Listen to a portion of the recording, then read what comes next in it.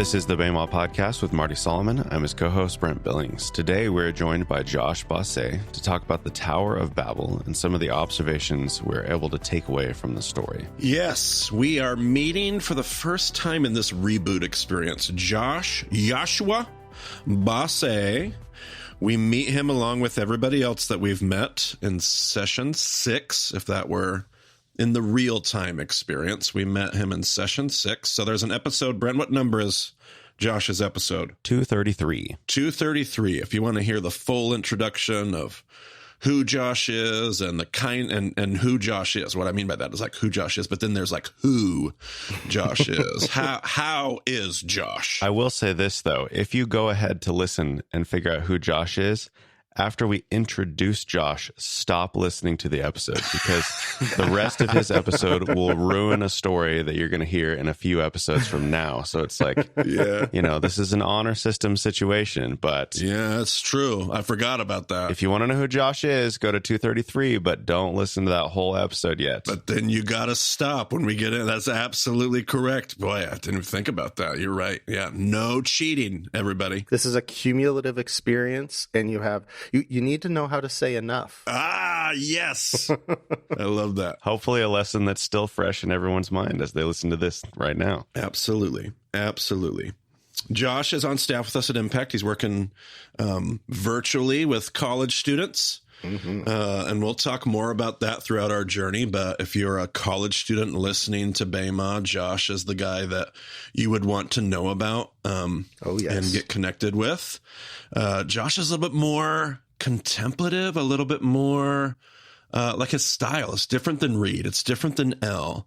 Josh is the word mystic comes to mind, but that conjures up all kinds of things for other people. But Josh is well-versed in the rabbinic mind and rabbinic traditions and midrash. And in fact, he has an email out there somewhere called Midrash Josh. Like that's how, that's just a little bit about him, but we won't dive too far in. We'll let you listen to that introduction and then stop. But Josh is going to join us today for this, and a great story, I think, to join us with. So I'm pretty excited. Okay, Marty, I think we should move towards getting into the text, but real quick before we get into the text, we're just kind of getting used to making this story, this whole portion of scripture, it's one story we're trying to talk about. There's this flow of what's going on. God's telling us this thing.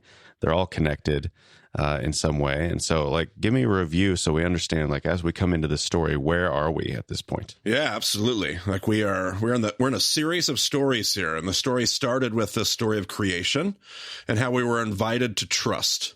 But these characters keep pressing on instead of stopping, instead of knowing. I think Josh even was prompting us to know when to say enough earlier. And we were talking about that reference, about that idea of knowing when to say enough. But these characters don't. They don't know when to say enough. And so God keeps saying, look at this good creation. Know when to say enough, but they don't. And they press on in some destructive ways. And we see a wave of that with creativity. We also see a wave of that. We're kind of in the middle of the wave of destruction. So this knowing when to say enough can be used in either direction. We need to know when to stop creating. We also need to know when to stop destroying. So we've seen a series of stories about, hey, know when your creative power needs to be put on hold. And now we're in a series of stories of know how your destructive power needs to be put on hold and how to hold all those things in check. God knows that humankind is not ready to exercise their creativity in its fullness. They haven't learned how to trust the story. They haven't learned how to work for the good of it. That's going to be a big part of our story today. They haven't learned how to work for the good of others yet. They've only seen how to work for the good of self. And so that's kind of where we've been. We've seen all these stories where twice now, God has said, creation is good. I'm here for it. Just trust me. And mankind has went, no thanks. I don't want to. And we're in a series of stories of mankind saying, I don't think so.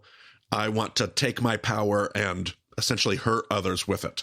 So that's where we're at. So I think it's a good setup. We should get into the text. Yeah, good context. Let's get into it. Do it, Brent. We're going to actually start. We need to make sure we get the whole story. So we're going to ignore that big chapter number, right? Yeah, exactly. We're going to start in chapter 10, verse 32, right at the end. But that little pickup is going to be important for the Tower of Babel.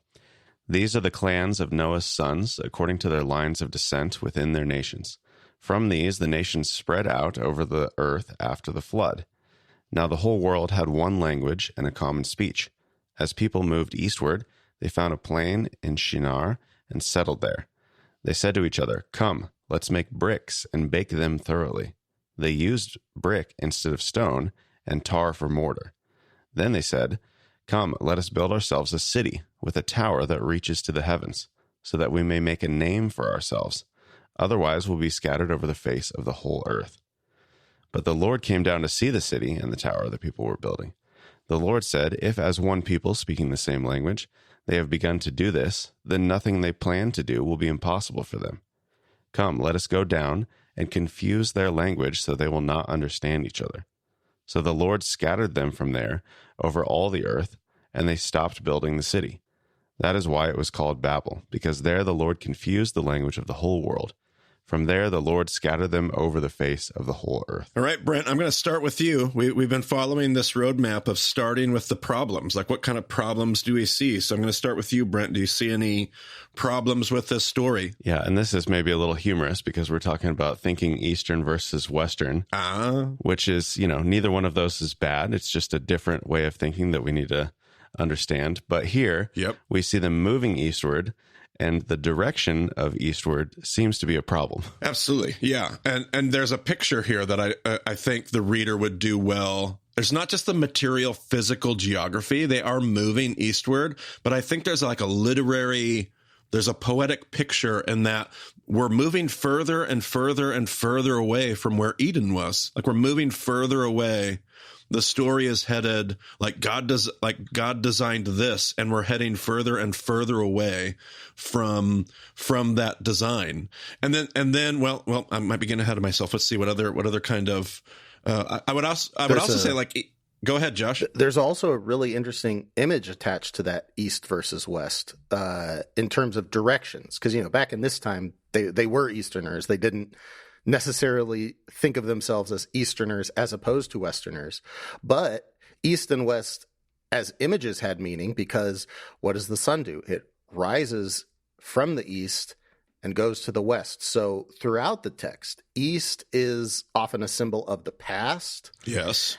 And west is the future. West is where the sun is headed. So we can see a lot of the Eastern movement symbolically maybe as kind of a regression, like wanting to go back to how things were rather than moving forward into the world and the path that God has opened up for them. Right. And along those lines, as it's moving east, like, evil is starting to organize itself.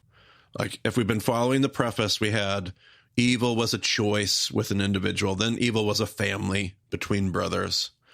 And then evil, and then God kind of does the flood, but then evil is, it's like an entire people group, a table of, but now evil is becoming a tower, a city, a civilization. Like, evil has gone from being an interpersonal problem to being a societal problem to now being like almost it's civilizing itself kind of situation in this story. Right. That's a great point, because, we might think that in the flood narrative, it talks about everyone doing whatever they want, but that was still very disorganized. Like, people were still just individually operating on their own. This is a concerted effort. Like you said, evil is getting organized, and that's scary. Right. One of the problems that I saw, just to throw one in here, is that they're worried about being scattered. That seems like a weird thing to be. Like, I would get, like, I don't want to be scattered, but of all the things a story could do, like, you have these big meta level stories, and the one thing they're worried about is they don't want to be scattered, and so they want to settle down. And the story really seems to be in a lot of ways about, which, if we think about them moving east, if we think about the fact that evil is organized, if we think about the fact they've gotten further and further and further away, we don't want them to settle down. That actually will be a problem, because they're settling not where God's design was. They're settling at the furthest point in the story so far they've been from. And so that happens to be at play. Brent, what other kind of problems do you see? Well, and on that scatter thing, like, God does scatter them, but it's not like he threatens to scatter them before and they're like, oh, well, here's our solution to that. Like, right. Where does that worry even come from? That's weird. Right. Totally. The other thing I noticed is, like, how do they have the same language? Because throughout chapter 10, it gives us all of these different nations and clans, and it says that each one of them had their own language. And then here it is. It's like, well, now the whole earth had one language. It's like, well, what happened? Right. Everybody was going all over the place, making all these nations. Totally. And then somehow, whoop, we're doing one thing. And we actually started one verse too late, Brent, because the verse right before 32 actually is the verse you're talking about, at least one of them, where it references that they all have different languages, right? Yeah. Well, it's most explicitly said the first time in verse 10, verse 5. Okay. Where it says each with its own language, talking of the nations. All right. But then after every son of Noah, these are the sons of Ham by their clans and languages. All right. And then 31, these are the sons of Shem by their clans and languages. So it's an idea that keeps getting repeated. Like the text keeps wanting to make a thing out of it. Yeah. And then one, 2 verses later, now the whole world had one language. What? Right.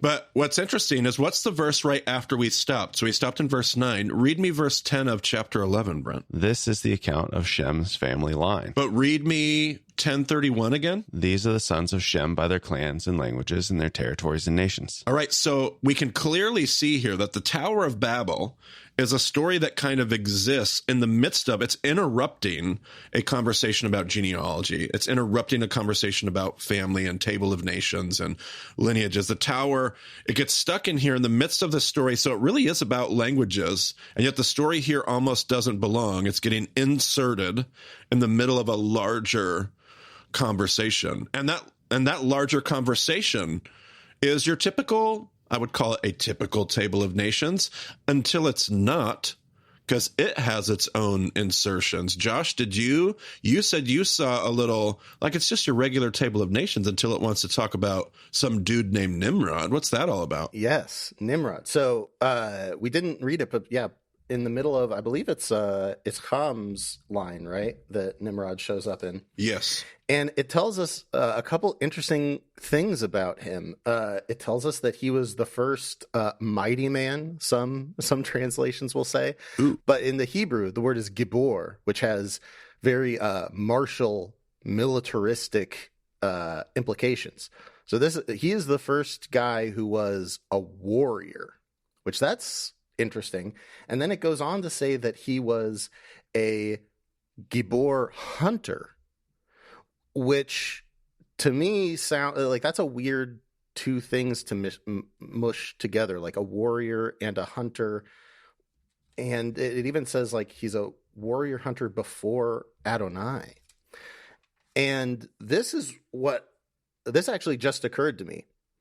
It's interesting that this whole, what might seem to be a digression about the tower, it could have happened anywhere if we're just saying like, oh, it's interrupting the genealogy. It interrupts it right as it gets to Shem. Yep. Right? It gets to Shem and all of a sudden it says, record scratch, hold up, let's talk about this tower. And I wonder if what we have here is Nimrod, this kind of early warrior. We talk about evil organizing itself, and then we hear this, digression to tell a story about a guy who's the first ever warrior and he hunts people. Like, this sounds like those two things go together. And I wonder if the reason why we have in this, maybe not the whole earth, but in the land, the word Eretz that's used there in the Hebrew to talk about the whole land had one language. It could be a local area. Maybe they're saying this guy Nimrod went into Shem's territory and started conquering people, interrupted the story God is telling through Shem and his descendants to try and make this name for himself, to build this tower, to have this like kind of imperial project of like, not only am I going to, it's not just I'm going to beat you up and take your stuff. It's like, I beat you up and now I own you. You speak my language. My name is over you. You're part of me. Like it's almost like Nimrod is trying to take their identity and reorganize them around his ends. Yeah. Now, I have to tell everybody, Josh thinks this, but Josh is not the first person to think this. Oh, man. Like I love how Josh frames this so generously for us, but the Jews have thought about this. They've noticed this, and we're not going to dive into all the tradition in the Midrash that surrounds Nimrod because it gets wonky. Would it be safe to say that? Yeah.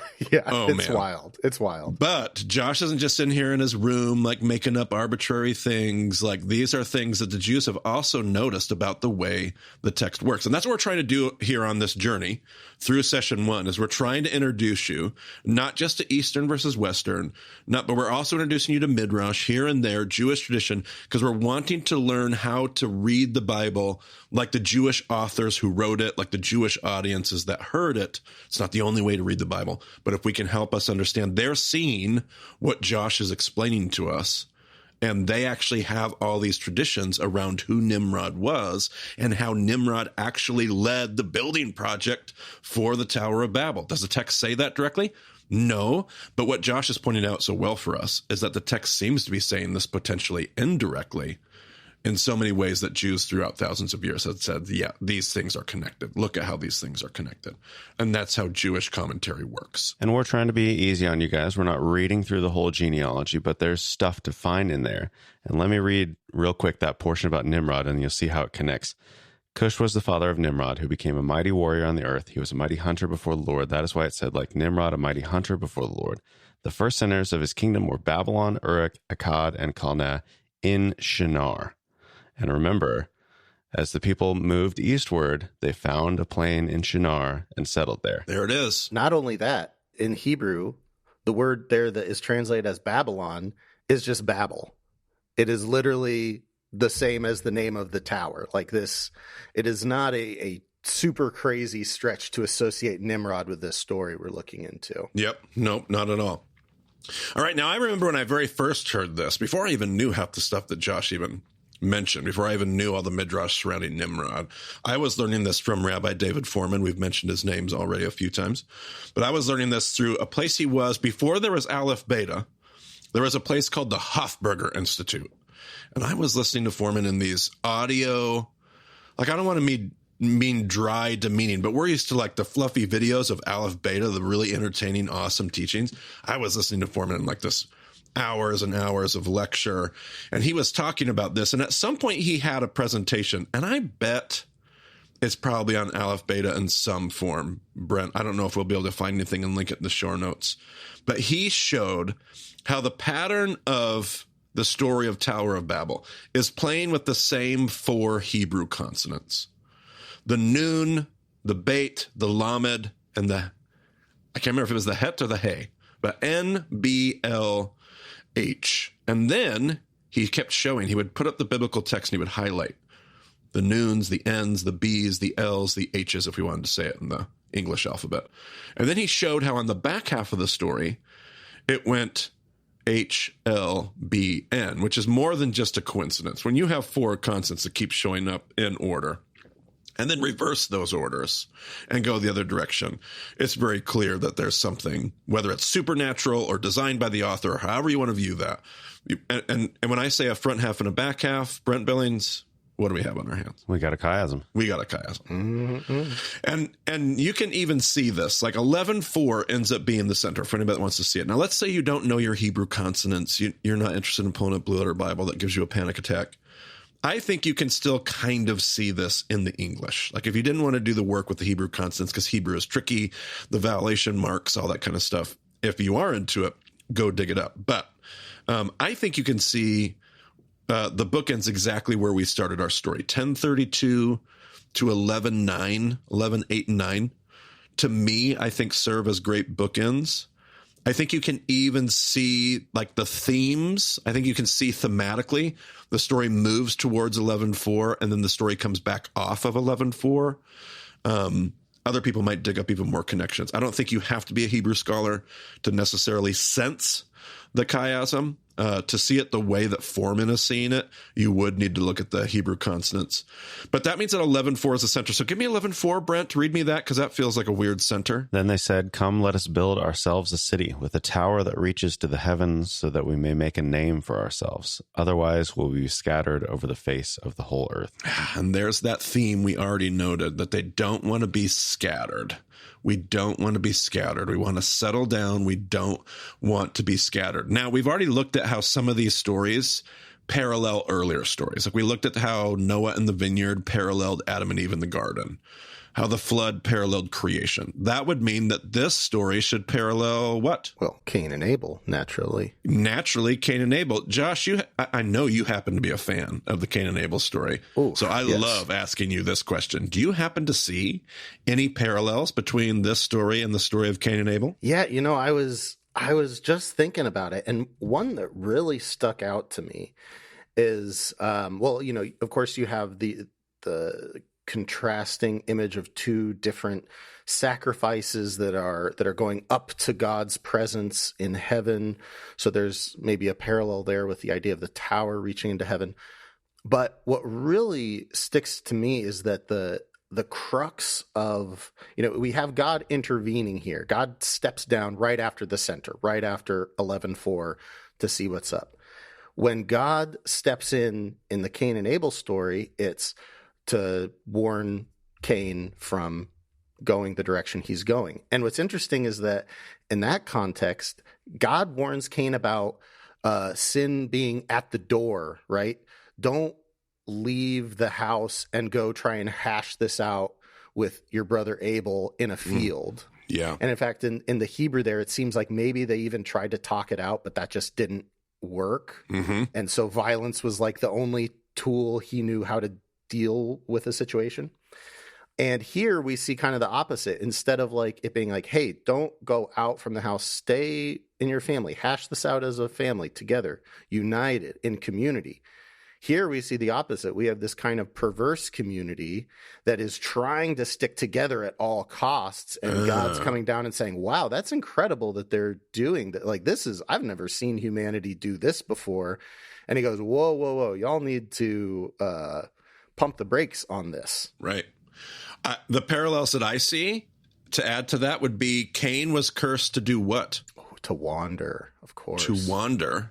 And here, this story, they're trying to stop. And what does Cain do at the very, very end of his story? But he builds a city. Like right after he gets cursed to wander, we're told he builds a city. Here are these people not wanting to wander, and they're trying to settle down. So these are both stories about wandering. These are both stories about acquiring, like new things, like flocks, crops, sacrifices, like you pointed out.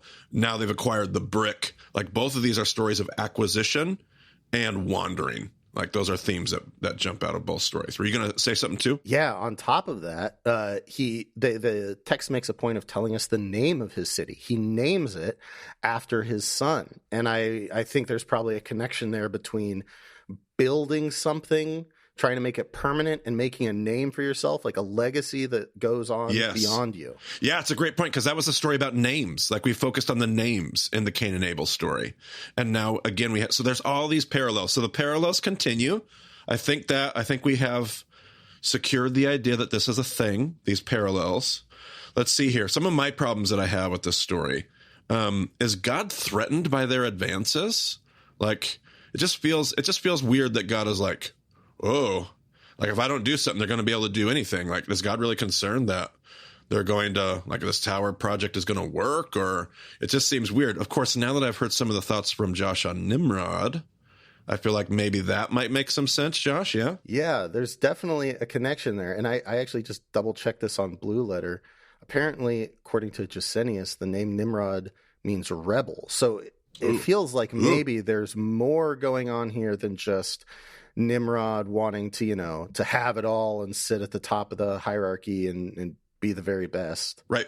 My other thought is that my other problem is, why doesn't God want them to accomplish anything? That felt weird. Like if I don't do something, they'll be able to do anything they want. And I'm like, wait a minute. I thought we can do all things through Christ who strengthens us. I thought God would want us to accomplish it. And now he doesn't want us to. But now when I start to put these things together, if Nimrod is either literally or metaphorically rebel, if he is organizing evil, if they're trying to settle far, far eastward from where God's intent was, this isn't that God is necessarily threatened by their advances, but we actually have a situation where it's like, I don't want you to settle here because I'm trying to get you back. I'm trying to bring you back to my intention. You're getting further and further away, and I'm not going to let the story end here.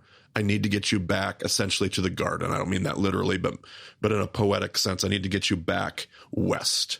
We need to go west, young man, as the good Michael W. Smith song said. What was the garden? What is that?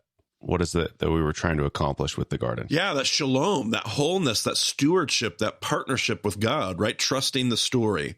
Like they're not trusting the story. They're kind of doing the opposite. Like Nimrod's the opposite of trusting the story. Everything they're up to, he's trying to get them back to that good creation, partner with me, tree of life, kind of imagery. So I think it's time to start pulling this thing together. We've done the Foreman thing. Like we've pulled out all these problems. We've noted a chiasm. We've got a treasure. Let's start trying to tie some threads through all of this. First of all, this story is about technology. It's about a new technology. Like they have never had the brick before this story, apparently. They have had stones. You can build buildings with stones. Like you can stack stones, but it's kind of hard to find stones that are the same size. They're not shaped real square. It's just harder to build stuff with round stones. But now they made the brick, and this is square, and you can build higher. You can build stronger. I mean, this is, and what I find it so interesting is God's response when they build the brick. We need to introduce people to a literary device here. Brent, there's a paragraph where they build the brick. Can you read that for me? Yeah, it's verse 3. They said to each other, "Come, let's make bricks and bake them thoroughly." They used brick instead of stone and tar for mortar. Keep going. Go ahead and keep going. Then they said, "Come, let us build ourselves." Okay. Stop. There's a phrase there that happened at the next part where it was, and they said. So they said, let us build bricks. They do bricks. And then they said, and in the Hebrew, when you have a series, a discourse, a series of dialogue, and you have a character that says something, and they get done saying something, and the next phrase is, and they said. There's a Hebrew principle that what that means is that there was a break in the conversation. If it's a seamless conversation, you wouldn't repeat the phrase "and they said." Right. But there's a break, and whenever that happens, it means that there was a break and nothing happened. So they make the brick, and God says, "Cool." Like he says nothing. He has nothing to say to the brick. Here's my point: the brick and the technology isn't the problem. They could do probably wonderful things with the brick. Think about the internet. Internet's a crazy place. It can kind of be a messy place out there on the internet. But think about all the good that can be done with the internet. That has been done with the internet. Think of all the bad that's been. Technology isn't the issue. Technology is, what would we say, amoral? It's what we do with it. How are we going to use this? Are we going to use this to build God's world, God's way? Are we going to trust the story? But technology isn't the problem. It seems to be the next. Go ahead and finish off that paragraph, Brent. Then they said, "Come, let us build ourselves a city with a tower that reaches to the heavens, so that we may make a name for ourselves. Otherwise, we'll be scattered over the face of the whole earth." Keep going. But the Lord came down to see the city and the tower the people were building. Okay, so that is what gets God's attention. Technology itself, God was like, interesting. I'm watching. I'm interested. What are you going to do with this? And then when he sees what they're going to do with it, that's when God all of a sudden gets involved in the story. It's how they're going to use it. And if this is Nimrod, Josh, right? Yeah, this is where I jump in. And, you talked earlier about how big of a deal, bricks are not very revolutionary to us today, but, we think about the Three Little Pigs, and it's like if you were used to having a straw made of or a house made of straw, a house made of sticks, slapped together with mud. The when you ask how do you use it, when I think about me and my friends invented bricks, I think, we're going to build better houses. They'll be able to withstand weather better. Maybe they'll be, more energy efficient. It'll stay warmer in the cold times, all that stuff. But no, they have these bricks and they say, let's build a tower. And that doesn't seem like something that is for everyone. There is, even just in the image of a tower, there's kind of a distinct hierarchy. Someone gets to be at the very top. But, when I used to read this, my question was always why a tower? Even stepping into Nimrod's head and assuming he's the kind of the mastermind, the guy overseeing all this, why does he want to build a tower? Is it a defensive thing? There's lots of plausible explanations. But when I think about where we have just been in the text, and especially when I think about trust and mistrust, we just had a big old flood. And then God said, okay, I'm never going to do that again.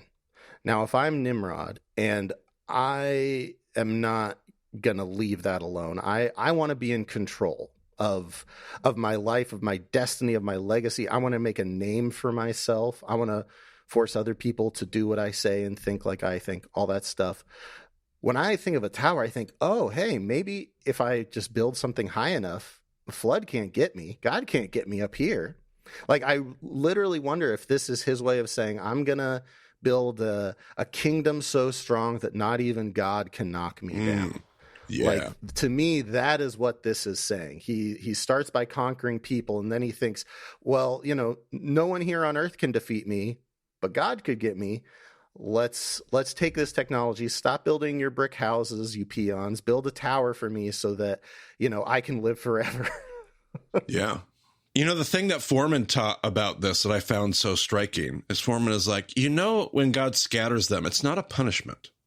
And I was like, what? What? Of course it's a punishment. They've done something wrong. He's like, they're about ready to do something wrong. They're trying to do something that we would probably say is wrong. But the scattering of humankind is not framed in the Hebrew story as a punishment. It's framed as a strategic move on God's part, because if I don't do something, they're going to be able to do whatever they set their heart to. And right now, what they want to set their heart to is not constructive. It's not going to bring shalom. It's not focused on loving other people. And so, and of course, Foreman points out the Hebrew word for Babel means confusion, disorientation. It's not a curse. The scattering is not, there's no curse in this story of Babel. There's just a situation.